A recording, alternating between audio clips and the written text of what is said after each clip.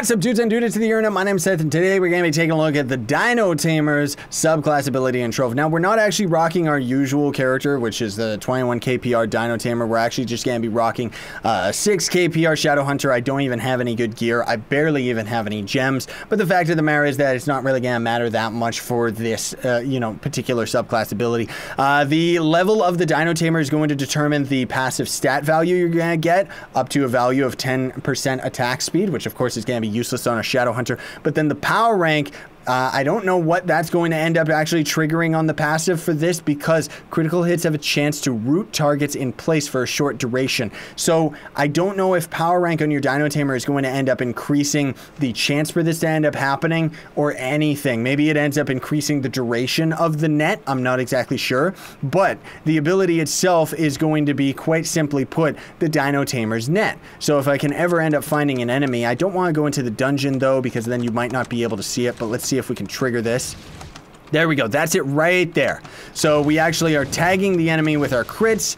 You know, I don't really have the most crit hit on here, so I think we actually got him right there. That's why he stopped moving for a split second.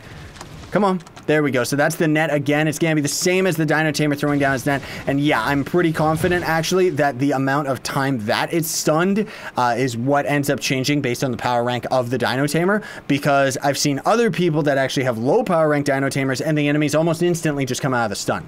Now I do want to say that this is, even though I keep saying stun, it's rooting the target, which means that the enemy is going to not be able to move, but they're still going to be able to attack.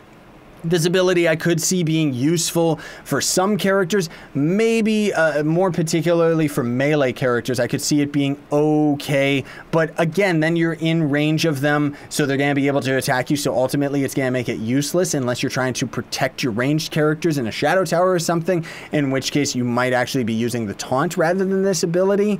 I'm not exactly sure, but this one is just for crit hits in general, so that's not too bad.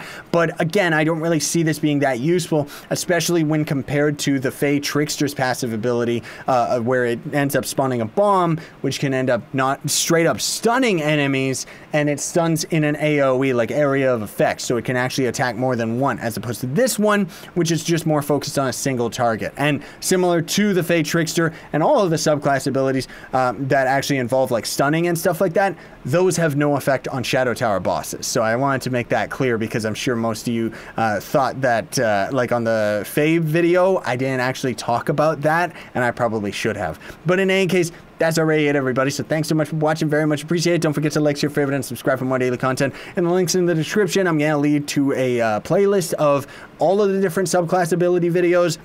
And then there's also going to end up being one lengthy video that talked about all of the subclass abilities in one bulk session. Thanks for watching though, folks. Sign on and stay epic.